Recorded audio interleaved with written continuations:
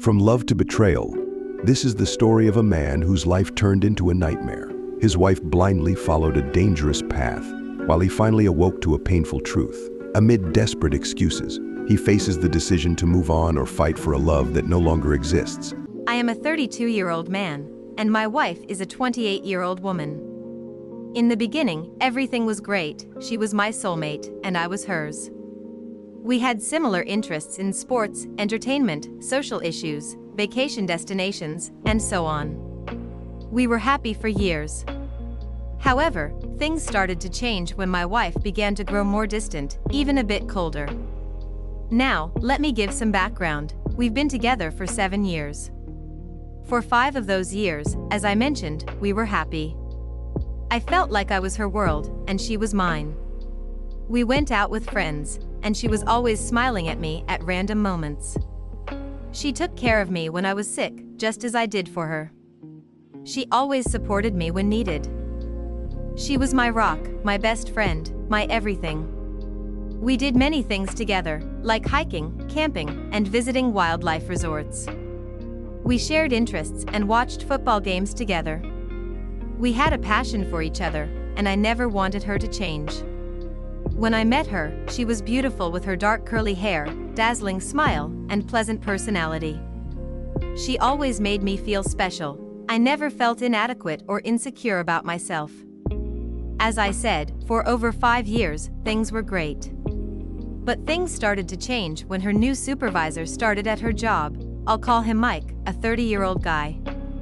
At first, she came home and talked casually about this new supervisor. She said he was funny and made people feel good.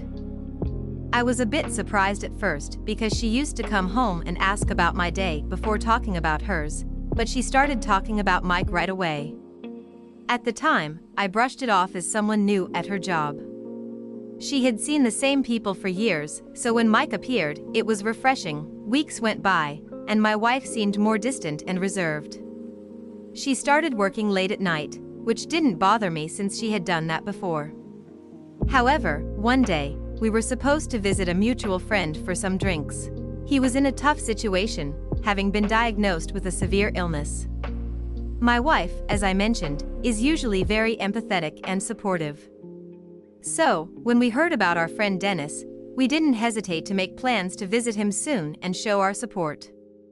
We planned to go one evening, and I was waiting at home for my wife so we could visit Dennis together. I assumed she was late at work, as they often had a drink with colleagues to end the work week. I called her a few times and got no answer. I sent messages and also got no response. After waiting, I decided to go to Dennis's place on my own. Dennis and I talked about how he was adapting and coping with his situation. During this time, I felt bad for Dennis, a really nice guy who life was treating cruelly. Later, I got home furious and worried. Kelly still wasn't home, and there were no calls or missed messages. I couldn't believe it. I was getting worried, thinking she might have had an accident. So, I called her colleague Janice. I got along well with Janice and asked if Kelly was with her. Janice said she was, but that she had left, and when she did, she left Kelly and Mike alone.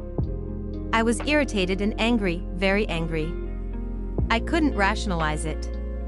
We had known Dennis for years, and she preferred to stay with this guy she just met. I kept telling myself there must be an explanation for this, because this wasn't like Kelly at all. I waited until she got home. Eventually, she came home and saw me waiting in the living room, looking at her. She asked what was wrong.